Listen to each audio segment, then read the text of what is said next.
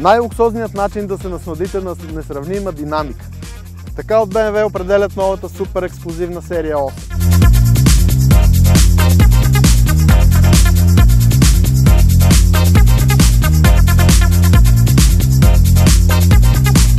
Този модел възражда легендарната осмица от 1989 година. Тя беше свръхнапредничева за времето си, но и свръхскъпа и нещо не успя да се наложи много на пазара.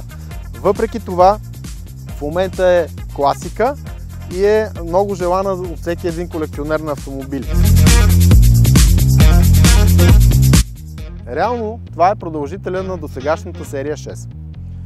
Обаче е станала толкова по-ексклузивна и толкова по-добра, че BMW са решили да го подчертаят, връщайки се към заветната осмица. Погледнете! Само като стоя и я гледам, ми настръхва гърба. Такава агресия, такава динамика, такова излъчване. Това е един невероятно ексклузивен автомобил.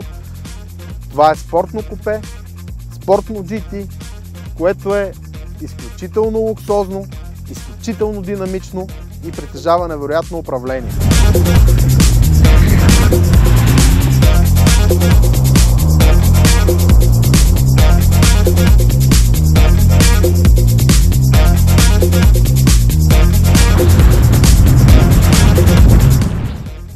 Пропорциите на колата са нещо невероятно.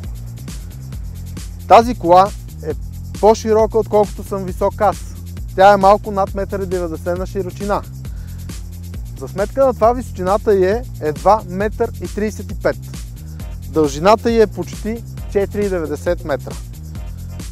Нали се сещате за каква пропорция? Погледнете, тя стои като разлята на пътя. Междуосието е над 2,80 метра. Клиренсът, пътният просвет е едва 128 мм.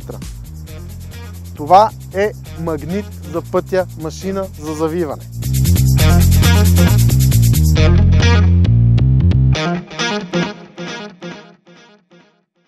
Това е версия M850i. Под капака Bobotti Sardito 4,4 литров V8 Twin Turbo. Той има две Twin Scroll турбини, за да достигне невероятната мощност от 530 конски сили и 750 Нм. Те позволяват този автомобил да се изстреля до 100 км в час за едва 3,7 секунди. Сега ще проверим какво означават тези 3,7 секунди до 100 от място. За целта ще трябва да включим лънч контрола. Изключваме ESP-то. Включваме на спортен режим на трансмисията. С левия крак задържаме спирачката, с десния вдигаме оборотите, докато на таблото ни излезе състезателен флаг, което стана. И газ, леле, направо ми се завива свят. Вече сме над 100, вече сме с 150, вече сме с 170, 180, 190, 200, 220. Леле, тази кола е просто лудница. Значи ефекта на изстрелването с лънч контрол е като просто ти се отлепя мозъка и ти се завива свят в първия момент. Не, това не е човешко, това просто трябва да се изпита. Трябва да видим за колко секунди стигнахме от 0 до 200, но положението е просто е лудница. Я да пробваме пак. Даваме газ, готови сме. Леле.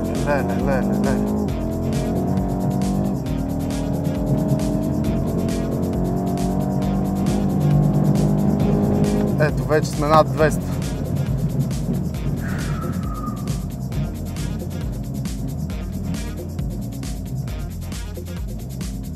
Няма такова ускорение, няма такава динамика. Конструкцията на колата е изградена от олекотена стомана, алуминий и създаденият от BMW карбонов полимер, като целта е да се редуцира теглото. Въпреки това, Този автомобил тежи почти 2 тона. Масите му са така разпределени, пропорциите са му такива, че когато сте зад волана усещате само и единствено лекота и невероятна стабилност и невероятна интимност с пътя. Тя е разработвана съвместно с спортната машина M8 GTE, която участва в автомобилни състезания като 24 часа на Люман, което само по себе си подсказва какво управление и каква динамика е търсена.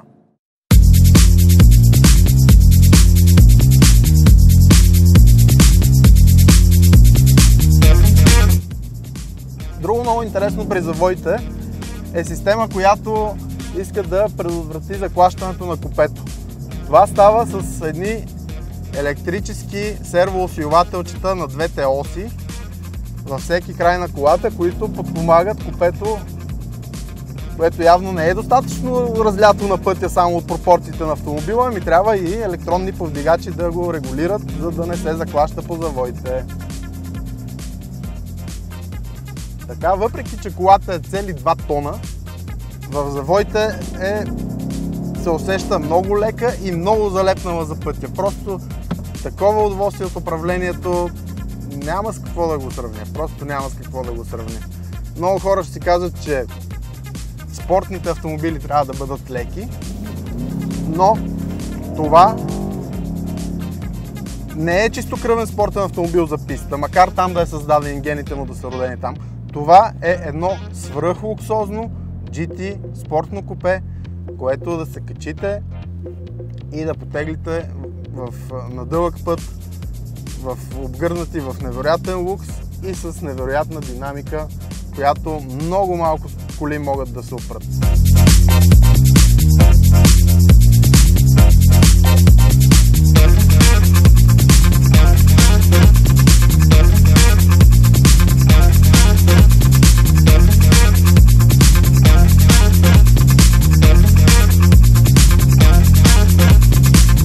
Много интересно е, че спирачките, те са M спирачки, стандартно за този модел, са без механична връзка между педала и спирачните апарати. Всичко се извършва с електронни импулси и макар това да звучи малко притеснително за по-старото поколение, те вършат работата си просто изумително. Когато ги натиснете по-интензивно, усещате как все едно някой ви подпомага. Ето една демонстрация. Просто са безкомпромисни.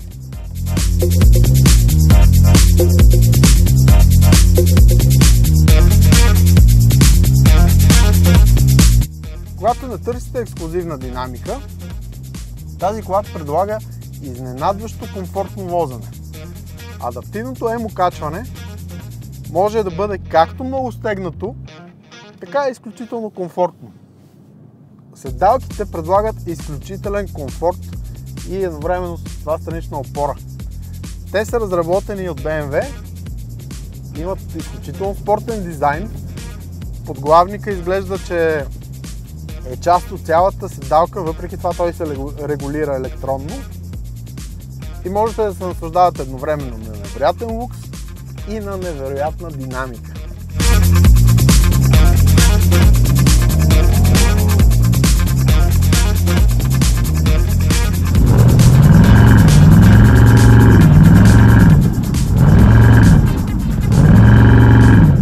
Осемстепенният автоматик Steptronic е специално настроен за спортно поведение и има невероятно мигновена работа. При всяко пипване на газта връща поне 2 предавки незабавно. Супер бърз, супер адекватен е, дори и на обикновен комфортен режим. Работата му е по-бърза и по-адекватна от това, което вие си помисляте, че бихте искали да се случи. Както може би и всичко в тази кола. Значи, когато взех колата, аз знаех какво взимам. Знам, че това е супер автомобил, знам, че това е може би най-добрият баварец към момента и знам, че трябва да очаквам някаква хубава кола. но това нещо просто надмина абсолютно всичките ми очаквания. Очаквате да вози добре, но не чак толкова комфортно, защото все пак е спортна кола. Очаквате да стои стабилно в завоите, но не по този феноменален начин. Като чуете маса от 2 тона, очаквате да е малко по-тежка за завой, а тя всъщност се усеща като една играчка. Където ви насочва мисълта, там ви насочва волана. Просто е уникално стабилна, уникално отзивчива кола с невероятно прецизно управление. Просто е като бръснач. Уникална наслада зад волана. Може да ви казвам уникален брой пъти, но просто няма друга дума за тази кола. Макар този автомобил да е дълъг почти 5 метра и да се води 4-местен, на задните места никой не може да влезе, понеже идеята на колата е не да е функционална, а да е ексклузивна, но пък те са удобни за някоя малка чанта или някакви дребни предмети. Багажникът е с цели 420 литра обем, задните облегалки падат и може да разположите по-дълги предмети, като да кажем ски, така че тази кола далеч не е лишена от функционалност. Баварците обещават разход на гориво под 10 литра, ако трябва да съм точен, 9,7 литра на 100 км в комбиниран цикъл. Това за 530 конски сили е изключително смела заявка. Сега виждам на бордовия компютър показания от 17,1. Като разбира се, тези показания са след като пробвахме как се изстрелваме с лънч контрол и всичко останало.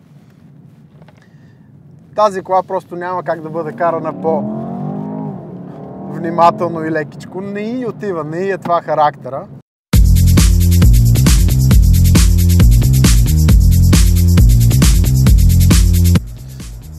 Също както и неуспешният пазарно първи модел на 8 серия на BMW, и тази е невероятно скъпа.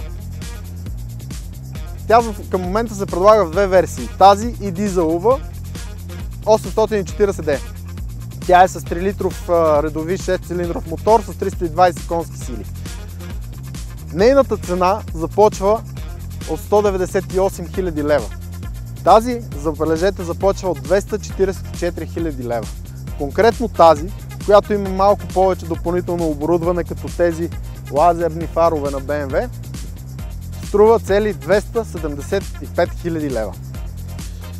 А има още толкова много допълнително оборудване, като карбонов пакет, който покрива ви може да бъде от чист карбон, капаците на огледалата и много други части, който просто не искам да се представя до каква цена ще стигне. Но за толкова ексклузивен, толкова уникален, толкова страстно изглеждащ автомобил, той просто толкова трябва да си струва. Ексклузивните неща винаги са били скъпи, а по-ексклузивен от този модел много трудно може да намерите на пазара. Вижте още тества на страхотни коли на скорост.info. Не забравяйте да харесате Facebook страницата. Не забравяйте да се абонирате и за едноименния канал на скорост.info в YouTube. Натиснете червения бутон. Има ни в Instagram и там може да ни последвате. Най-интересното тепърва предстои.